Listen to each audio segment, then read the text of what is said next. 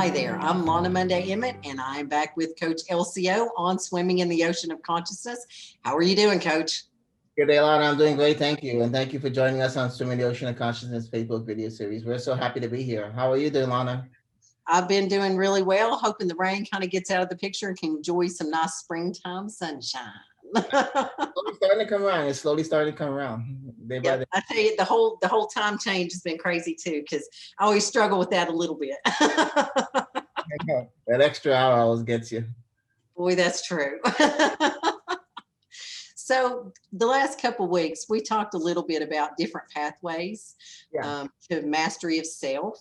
And I'm just going to go through those real quick just to review them. So if we have listeners that didn't tune in last time, they'll know what we're talking about. So we talked about self-care and wellness. We talked about social wellness, intellectual wellness, spiritual wellness, emotional, physical wellness, occupational wellness, and then home and family, right? Yes, correct. And we've talked a little bit here and there about habits that we have, good habits and bad habits. So maybe this week you could start off and share with us a little bit about those things that you can do to sustain good habits. Sure thing, Lana. Yeah, and then the whole art of self-mastery really is the end product or the goal of self-cultivation. And so we talked about, cultivating the body, cultivating the emotional heart, the conscious mind. As we build those pieces of ourselves, we work on ourselves, we come to a realization that there's certain little habits about ourselves that causes us to move slower in progress, and there's things that we can do to actually spike forward and so forth. And so I like to begin with 10 of the top good habits that can help you to achieve any of your goals or quantify a change or transformation within your goal of your cultivation to self-mastery. The first thing is always going to be meditation. And we Yeah. talked about that before, how, meditation doesn't always need to be that you have to be in a quiet room or taking special time for it, which is always good to do when you're able to. But sometimes it's just to learn that with each breath in and that pause in between is a silent meditation. In that moment, you can have a moment for yourself. You can structure several thoughts before you exhale, and with that exhale. And so Right. with each moment, we have moments where we can actually stay connected to who we truly are and where what we wanted our day to go and navigate, just by taking moments in between. And those silent little meditation would lead us into to better habits of self awareness in the moment. I think reading and learning is also a good habit to achieving any of your goals or staying on track, because I always like to say you never know enough, or you never reach that end point where, okay, this is the end of knowledge. There's always something new or Boy, new. that's true. Yeah. And because when we stop, then the stagnation, and the stagnation is dead. But I think to have growth in life, we always have to keep adding to who we are and improving ourselves. And that leads us to the third habit of learning from your mistakes. Hmm. There's none of us that's not going to make a mistake as we strive to achieve. And I think if we learn from that, we can grow. If we ignore the lesson, we fail to really achieve what necessary to make that next building block. And I can always use myself as a testament to that, because it takes so many mistakes. Now, you don't intend to, but there's challenges in life that will teach you that there could be fine-tuned ways of looking at it. And I think that's where I learned how to step back and be patient more instead of rushing, because then there's unnecessary mistakes are made when you rush than when you take your time, which leads you to learning how to maintain a vision of the future. Like Napoleon Hill said, how to have a clear, definite purpose. I always Hmm. Right. like that part of it, because that's what helped me to focus is when I took the concept of what Napoleon Hill said with a clear, definite purpose and broke it down and really understood the pieces of what the language of what he's saying are clear. How do you clarify the definitiveness of what you think your purpose in life is? And then where do you get to the point that you actually figure out your purpose in life? Well, it evolves too, It's as like, you go through changes. Sometimes you may start off with one purpose and you think this is it. And then as you grow closer to that, you evolve and your vision, and it evolves as well. that's the magic of it, isn't it? Is that It, you need that single point to be able to get moving and to stay on track. But as you get closer to it, you realize it's not what you thought it was, and then being able to be soft enough to allow yourself or to allow change to be acceptable and not say, no, it has to be this way, but this is what I was expecting it to be. And that's the most beauty of it. And that leads us to, like we talked about again, the art of self-cultivation that leads to self-mastery. And beginning with the health of the body and the self. I still like to feel like a little kid, building up the temple for the the body is a temple that we build, that the spirit of the Lord can live within our heart and our conscious mind, or puts us in tune to yourself. As you asked me that one question before of some will say, how come I don't have that connection with God? Or what does it take to really, if I don't have to go to the different channels, how can I connect with source? And I think the first part of that is having a cleanly body, a temple for that spirit of the Lord to want to kind of come close to and to dwell with. And that leads us to the habit of eating healthy and exercising. That's important. And that's because your body's a temple. temple, and so that you feel joy and happiness constantly from just being excited. Yeah. Those endorphins kicking in from a long run of the Red Bull, but for me, it'll be that double espresso that I just couldn't resist. But that's such a key important part of health and wellness and cultivation to self-mastery, which leads us to the second habit of controlling your impulses. We all have that situation, and it's little things, think twice before you speak, or the art of taking an extra second to listen a bit more and truly comprehend before you give opinion. And some people just want to be heard, and sometimes some of us want to just kind of interject all the time and give our opinion. And that was a lesson I had to kind of learn, that is sometimes you just have to listen. And that, I think, is the impulses of that, or the impulses to have ice cream at night before you go to bed when you're watching Netflix or something. And I did just have the cookie and not the ice cream. And so whatever the impulse that leads to those habits that are, we should not have those bad habits, we have to learn how to control those impulses.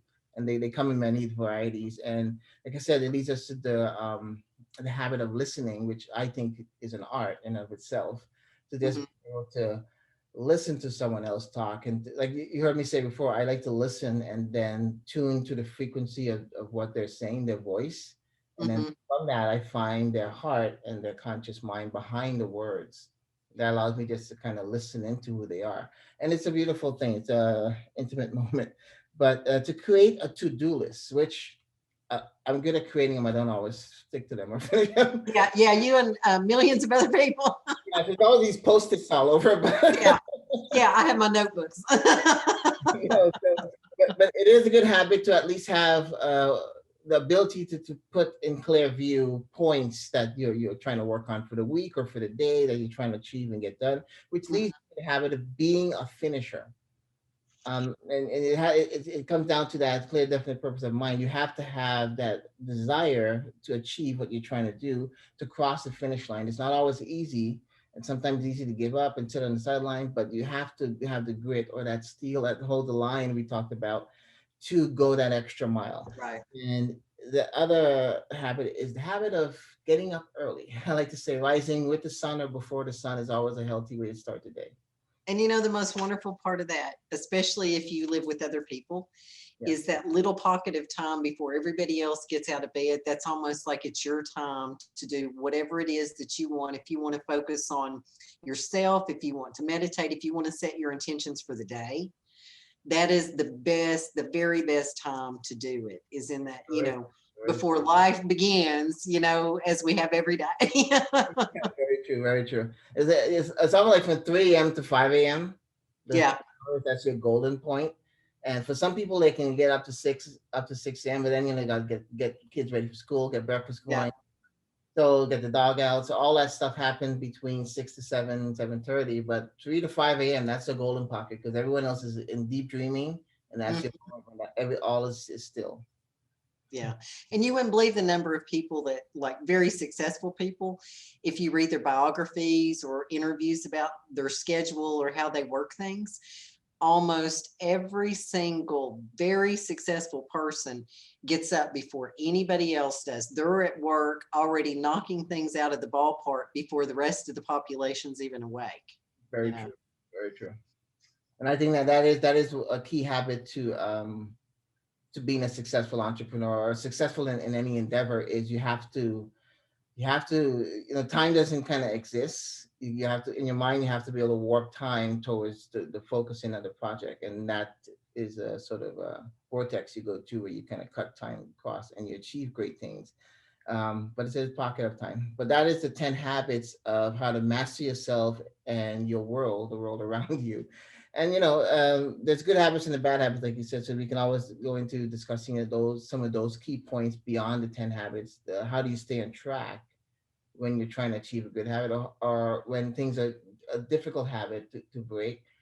How do you really align yourself into getting that at? But these are the key points that we try to that are part of the new self mastery of swimming the ocean of consciousness, our revised edition. So I'm happy to share these with you today. I think that's great. And I want to go back to a little bit about where you were talking about persistence and failure, Yes. or, what is the definition of insanity? You've probably heard it. Doing What's the definition? the same thing over and over again, expecting the same result. That's right. Or expecting a different result, doing the same thing over and over. And how many people do you know that do that? 95% of the people that I know do that. Yeah. Small percentage. And it's because of habit. It's because of habit, because people get in the habit of doing something.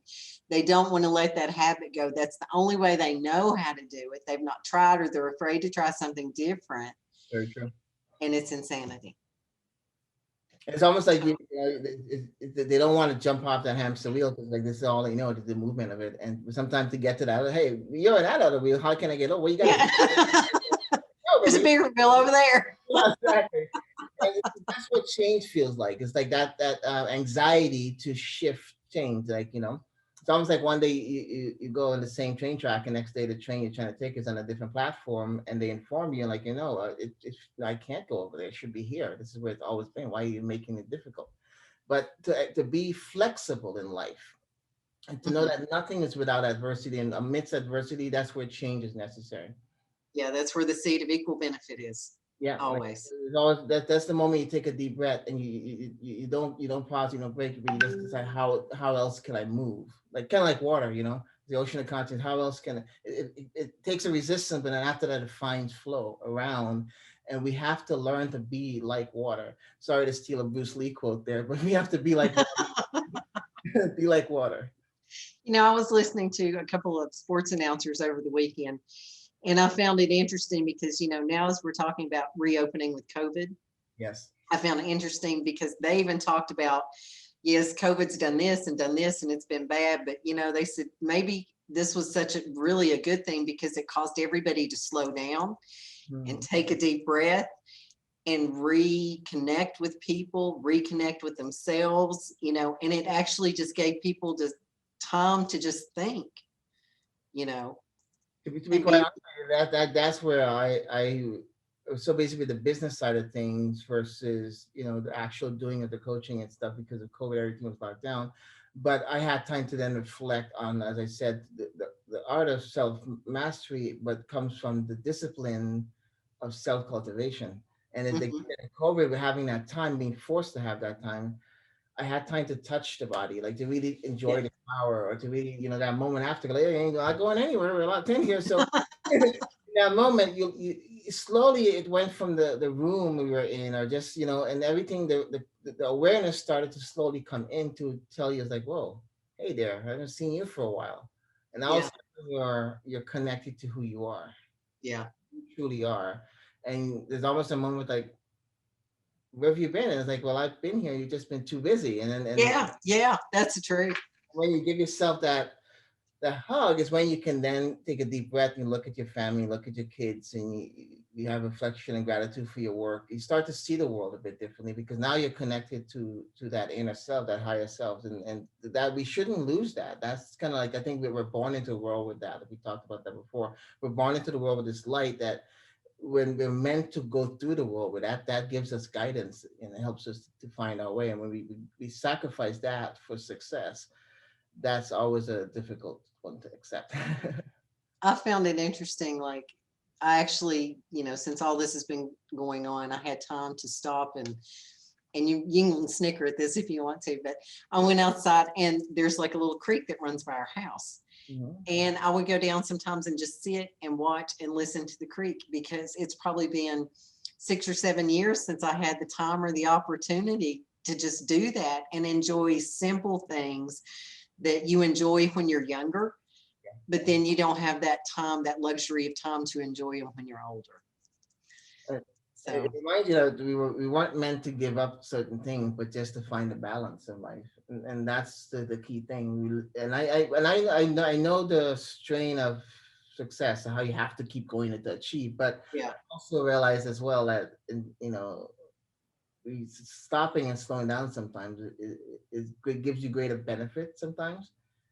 Knowing when to, because it's a skill to make that call when you have to just press forward and get things done, and then okay, now might be the moment to take a breather and then let me think about this, and like you said, to have that creek to go to, or to have that place you can take that silent walk. It's a golden moment. It is. it is. That's the truth. I just sat there and I was like, I really kind of missed this. Very true. So we've talked about positive habits. What are some ways that you prevent negative habits from creeping in? What are some things people you think could do? Good, Shulan. I think there's three components to every habit. First of all, I mean, good or bad, I think is identifying that cue. What is that thing that reminds you that, oh, this is a habit that you're focusing on? Like, oh, ice cream. Okay, do you really want to eat that? When there's that moment that Yes, we do. there you go. For me, it's peanut butter chocolate. I'll go with it. Once you have your cue, then is the habit itself. Is it a habit of, like, I want to get up before the sun rises, or get some, okay, well, how do you set that? How do you prepare for that, and to make sure that happens? And Yeah, then reward. What's the reward of that? Well, like you said, is maybe going out and having my coffee next to the creek, right. 5:30 in the morning when everything's just flowing through by, seeing the deer walk by, and those beautiful moments, and then all of a sudden the sun comes over the mountains. Hmm. So that could be the reward of getting up early and so forth. So there's three components to good or bad habits. And I think there's about 10 steps you can take to breaking a bad habit specifically. And I'd like to kind of lay them out for you. Then we can, if you haven't, Okay. we can kind of talk on that. But the 10 steps to breaking a bad habit is limit yourself to one habit at a time, just not to overwhelm yourself. Especially, the quote I read earlier that said, you have to be patient with yourself when you're becoming a person you haven't been before. And That's like ditching the 20 New Year's resolutions at one time, right? yeah, be happy with progress. Like, kind of like you said, it's okay to make small progress. Hmm. Like you said, to stop for a moment and to recognize that though I didn't reach my bigger goal, I'm not One step closer. yes, I'm not where I started, and I'm there. So understanding what your triggers are, because we each have different triggers that might cause us to sustain bad habits, Yep. and interrupt or avoid the cues that trigger your bad habit. Right. That's important to be able to know when to step in with yourself, especially when you feel yourself triggered. Stop for a moment and interrupt the pattern that would lead towards that bad habit taking control of that moment. Hmm. And in that, determine what reward you get for the habit. Like, how do you reward yourself when you stay on track, especially when there's temptation, or there's moments when you could have done the wrong thing, or It over. has to do with your purpose. Yeah. Adopt a new behavior in place of the habit, which is always nice. Like you talked about earlier with the relationships, and maybe doing things together, going dancing instead of staying home, or watching, eating that extra ice cream with Netflix. Yeah. Even if it's with a girlfriend or something, just find Tuesday night we're gonna go get pizza or something. Mhm. Punish yourself, or when you overindulge in that. So if you say, okay, God darn, I had a little too much to drink today. I had a little too much of this, and I really know I should have settled. And then he's okay. Next time I can't have this, and it's just good to keep yourself in check. And if you're Mhm. not able to do that, you won't be able to sustain longer too. Because then it'll all be okay. Oh, it's okay next time, or it's okay. Or it Yeah. should be okay. And that's where you need to kind of keep yourself in check, which means taking care of yourself. And that's kind of the discipline to take care of yourself, is to know Oh, when. I'll start tomorrow. Yeah, there's no better time than tomorrow to start. Yeah. Or the next day. The moment that Procrastination is bad. And because it leads to the next point, which is it does not allow you to be persistent. Yeah. And being persistent means accepting the small goals like we talked about versus the Mhm. big one, or seeing that your slow progress versus if saying, oh, because I didn't make the big progress, I'm a loser, or it doesn't matter, I'll never really get there. No, you just kind of have to keep moving forward slowly. And sometimes, like you said earlier, in that persistency, you might come to realize that where you thought you were headed isn't really where you were supposed to be. But it's Mhm. your persistence, you saw a moment to take a different turn, and that changed your whole life. And those are also why it's important to know and to have discipline and persistence. I think, and I wonder about the number of people, let's say world leaders. You Yeah, know, do you feel like that they started off on that trek to be a world leader from the time they were 20? Probably not. probably They not. probably had one goal, and once they reached it, then another goal, and then another and another. Same thing with, corporations that are started by single people. They have one goal, they build that, they get there, and then they move on, and their whole thing evolves, their vision of it evolves.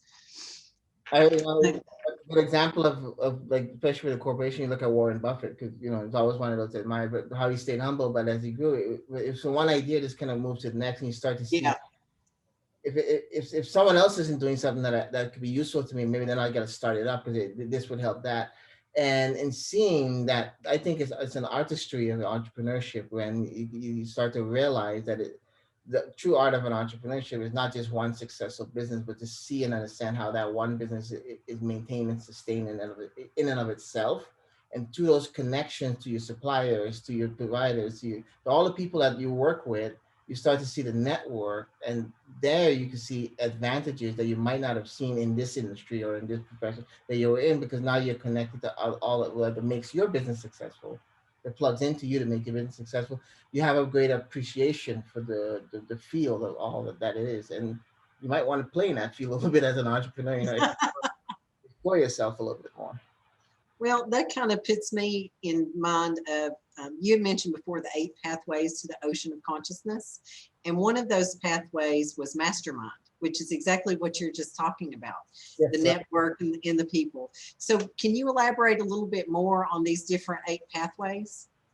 yes, Lana, not a problem. The eighth pathway of swimming the ocean of consciousness is the point where, as you're focusing on your goal or what you're trying to achieve, that clear, definite purpose, and you move in, there's always that moment of conception, idea, like and then you get into that planning phase. But then when you get into the application, the operations of any business or any idea, you start to realize that, well, how do you sustain the excitement of the Yeah, moment? right. And that leads us to happiness. You just have to be happy and learn to develop the skill of being happy with the journey itself, because like you said, that there'll be adversity, but if you can face that with joy, you'll find a way through better and faster, because you're connected to the stream that pulls you in that direction you're trying to go, which is the inspiration we're looking for. So through Mhm. the joy in and amidst adversity, you are inspired, almost lifted by the spirit to keep finding new ways to solve problems or to cross difficult bridges. Whereas if you let that energy of doubt and fear hanker you, you kind of become stagnant, and you drop like magnet. You're gonna get stuck to the And earth. that's But one of those things that Napoleon Hill talks about as enthusiasm, yes, sustained enthusiasm. yes, very true, very true. That because that enthusiasm is what shapes, like you talked about, what's a leader. And I Mhm. think it's from learning how to face adversity and then being inspired to go the extra mile to see how you can get around problem versus accepting it. Oh, this takes 6 months. We're never gonna get out of here. Like, no, well, if we dig a trench here, we can figure that there. That's leadership. But it comes through inspiration, through connection with spirit and source, that cosmic force that Napoleon talked about too. That's what leads you that 12 a.m. fight to get up and kind of work, Yeah, like we talked about. When the world sleeps, true leaders are up really working. And then when the world wakes up, they're applying that work into the real yeah. world, which then leads to motivation, because there's some motivation, there's a driven. Now Mhm. that work of leadership is, how do you take the workforce that's just waking up and motivate them to follow you in your dream that you were already up having since midnight? That's the burning of the midnight oil lamp. But that's leadership. How do you now use your words, use your enthusiasm? How do you get a team of people to move with you? That's the mastermind alliance that you talked about. We have to move as one, but it's Mhm. not just it's my vision, but it doesn't become just my vision because everyone adds on too, which makes it an even newer concept and perspective, which I think leads to personal growth. That personal growth sometimes this it's not always recognizable right away because you're so focused into certain things. But as you start to recognize the growth you're making with yourself because of the discipline that's necessary to make your business successful or to be really good at your job or to graduate with honors and do whatever, you start to realize as you apply yourself, the discipline of applying or going that extra mile starts to Mhm. have a kick by record, not in what you would achieve or receive materially, but inside as you become a new person. Like you said, that being patient with yourself as you're becoming someone you've never been before, that's the true reward of personal growth, which then leads to professional growth, growth within your career, within your job. You can now have appreciation and gratitude, like I said, for where you are in life, even if you want to step it up or move up a level or get a cross into a new field. It's having the gratitude for where you are and where you came, and then taking Right. that slow moment to decide how do I cross that bridge? How do I get to the next level? And then that requires once you have that clear, definite purpose and you're driven into the focus of what it's going to take for you to truly be it and find yourself, is a positive mental attitude, Yeah. which I'm you all about PMA. no matter what you're approaching, no matter what you do, no matter the adversity, if you could approach that adversity from the heart and from the conscious mind with like a flashlight, like a mag light, the boom, positive. Hey, how are you today? I'm doing fine. That's where my inner Les Brown comes out. You're not ready, sir. I'm here, sir. I'm Les Brown, and I'm Mimi Brown's baby boy, and I'm showing enthusiasm. I'm here every day ready to go. Because if you're not ready and if you're not in that with a positive mental attitude and you have a little bit of doubt, uh, I think I want the job. Yeah, I'm good for the job. Sure, sure. Okay. You sure you want this job? But you have to be ready and know who you are and where your opportunities lie and when those moments happen. You can only do it when your heart's light up with joy and happiness. I think that's where the first one was. The pathway was always happiness. Mhm. Bring that back down to how you sustain a positive mental attitude, because you have to keep happiness and joy in the heart, and you have to be consciously aware of who you are and what your clear definite purpose is, and then leads to the mastermind alliance, because once you have that clear definite purpose, you have that positive mental attitude, you that's like that light to the flies, you can attract the masterminds who say, "Hey, that's someone I'd work with," or "I think that vision sounds good. Maybe I see where you're going, but you're missing this. Let's do it together. Maybe we can walk this journey together, and I'll learn from you as you learn from me." And that's how you build masterminds. And I think through those alliances, we learn that we're not in this alone, and Right. sometimes you start alone, but it's not those that start with you that didn't stay with you, or not those that aren't able to finish with you. It's those you meet along the way that you weren't expecting. And Right. that's your true soul tribe. And those are the two people that were always there for you to meet. But you again, you have to have that inspiration and that inner desire to be a leader to go after it. And that's where you meet the masterminds. But those are the eight pathways of swimming the ocean of consciousness. But no matter what you decide to choose, as you go deeper within yourself and you go past the emotions and you get awareness and clarity of the conscious mind, you'll have to sustain these skills and have these ways of sustaining yourself to any endeavor that you go on. One of the smartest people that I know, his name's Don Green. He's the CEO of the Napoleon Hill Foundation. Yes, And I'm he will tell you over and over and over, if you're going to invest in something, invest in yourself. very true. So if you do not know how to do something and there's a goal that you're trying to reach, you either find a way to educate yourself to gain specialized knowledge, or you find people that can work with you to help you expand toward that goal. And that's all these things you're talking about, especially professional growth, personal growth, mastermind, leadership, motivation. Those can all come from investing in yourself. Yourself, And yeah. the wonderful thing about investing in yourself too is no matter how you do it, People can lose their money, they can lose their home, they can lose everything except what they've invested personally in themselves. That's never gone. It's always with them. They carry it always. That self-worth, that sense of self, that Yeah. self-esteem. I know who I am, and I come from here versus I'm not sure. And Yeah. that, Yep. and then that's a lot of, you hear me talk a lot about the lighthouse of hope, and that's Yeah. what the lighthouse of when you can stand tall and bright and really know who you are and being forward because you've done the work, you've traveled across, and now you're ready to share with the world. And no matter what you face, like you said, the world can fall apart, but I know I can rebuild. I know I have what it takes to come together again and to start over again. And that's that key persistence that's necessary.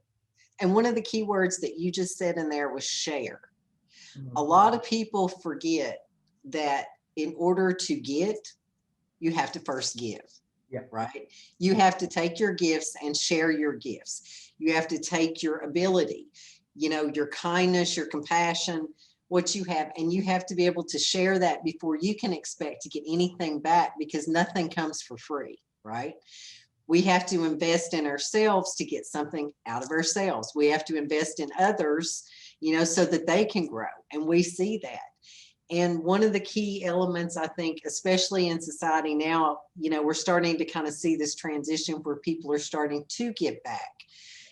They feel a responsibility, whether it's to their community, to their churches, to their schools they went to or whatever, but they feel a need to want to give back and say thank you for helping me reach my goal. And, when they say what comes around goes around, I think that's exactly the case. Speaking of coming around and going around, if you think about it, that's right back up to the health and wellness pathways we talked about with self mastery.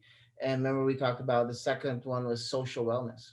Hmm. When you're Yes. when you're there, who you become becomes a pillar of consciousness, right? So within the society you're living in, and we reach across like lighthouse of hope. The community that we live in starts to change its frequency, starts to rise, starts to be get because of the influence, because of what we, like you said, what we give into not ourselves, but we give to our community and our friends, our Right. neighbors, And we rise by helping others. raise others. Yeah, Yeah. others. Yeah, that's that connection of self mastery, Yeah. with self cultivation, and because from that point, now you know how to help another to cultivate themselves along that journey. I think that's what really inspired me more with being a life coach, getting into it there. But once I reached that point to have that mirror of reflection, I started to see a lot of what people struggle and go through. I've been to it and overcame. Kind of like remember after the surgery, the doctor said, if you're gonna go a mile, go half a mile because you have to come back, and that's 2 times Right. a mile. It's the same thing with seeing how people want to achieve stuff, but then they get lost along the way, or they not never quite know. Like we said earlier, you have to learn. One of the best habits is to learn how to be a finisher. How do you cross that finish line? Hmm. Yeah. Right. Well, I think that's a wonderful positive note. Yeah, it is a very good positive note, especially on self mastery and 10 habits that we can sustain and maintain. Yeah. Well, I think maybe that's a good place for us to pause with this episode. Yeah. And then when we come back, we'll cover all kinds of more good information from swimming in the ocean of consciousness. Thank you, Lana. I look forward to swimming with you and our audience and Swimming the Ocean of Consciousness Facebook video series. Thank you so much for joining us. Thank you.